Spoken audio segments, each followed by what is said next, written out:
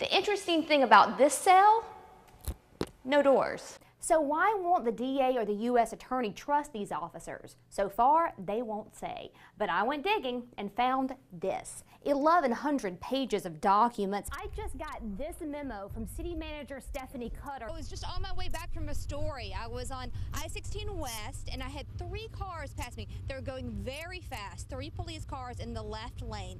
The oddest thing about it was the first one didn't have any lights on.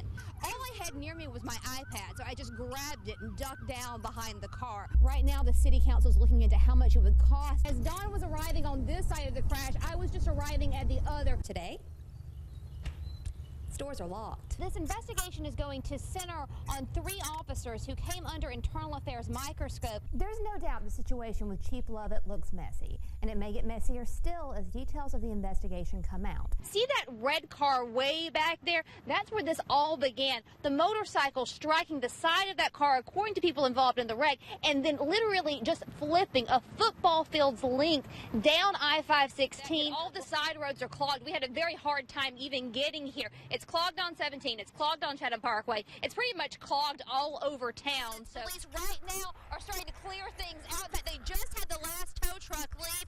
First car should be finally coming through. Certainly nothing that I had ever expected that I was going to be encountering on my way home from a story. The 2-year-old toddled out of the house. It's the 4th house back over here, if you can see it. Then she went for a dip in the nearby retaining pond and absolutely soaked. But you will not believe what we found when we came out to this retaining pond. An alligator swimming in the pond where police say this toddler went for a dip just yesterday. Right now, Animated Kids is still open for business, even though the Georgia Department of Early Care and Learning, which licensed this daycare, says it only was supposed to have 3 to 6 children. But when police got there were 12 children inside. The state board is investigating the case. Police say the daycare was clean, but Electrical outlets were covered with black tape instead of having safety plugs inside of them. I asked a mother who takes her 5-year-old son to Animated Kids what she thinks about the incident. I wasn't there. I was at work.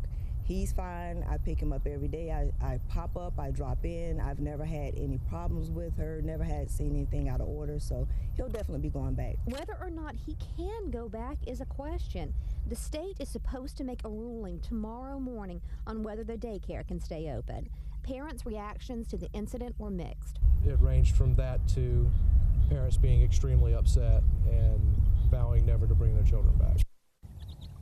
Another scary thought. Police told me that there are several registered sex offenders living in this Newport subdivision. I asked them what parents can do to make sure that their kids are safe at daycare. They said check the website for the Georgia Department of Early Care and Learning. Also, make surprise visits in the middle of the day when you are not expected. Connie, you just can't help but feel sorry for this young lady. No, I mean, I just remember that night running down here when the shooting happened and rounding that corner and seeing her standing right over there where that Jeep is parked. She was all by herself. She was against an ambulance and paramedics were trying to treat her, but she was just sobbing, trying to talk through tears to someone on a cell phone to let them know what was wrong. I didn't know her name then, but I do know it now. It's Nicovia Morel. And let me warn you, some of the video in this is going to be a little bit graphic. I really don't know, like, how to feel. Because I have a son, you know. Like, I could have been gone over foolishness that I had nothing to do with. Police believe she was caught in the crossfire. The bullet was a .45, shot at close range. I have no idea who it was, why. It pierced her arm right beside the tattoo Nicovia has of her toddler son's name and his birthday. She was walking to the car with her sister and cousin when she heard the shots. Before I could run, like, I was already shot. In the chaos, she was separated from her family. I started feeling my arm burn, and I felt the blood dripping down my hand, and I seen it all over my shoes. So I ran back to the club thinking they were that way. And then some boy, He like pushed me against the wall and told me I got shot. Nykovia says the scariest part was being alone. She kept trying to call her sister. I was screaming and crying and telling her I just got shot, and that's when she started crying. And like I heard them coming around the corner, but the police wouldn't let them near me.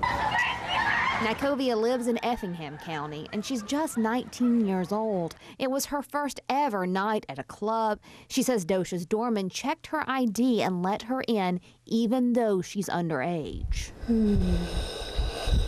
The hard part.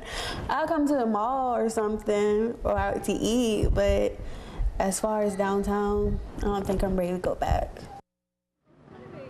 This isn't the first time a fight inside Dosha has spilled out into the streets and someone has been shot. Back in January, an 18-year-old soldier, after a night out at Dosha, was shot, apparently caught in the crossfire in a gunfight. They haven't found the person who shot him, but luckily they have charged 2 men in the shooting of Nykovia. And right now, Dosha is shut down pending a hearing in front of the Savannah City Council. Dawn?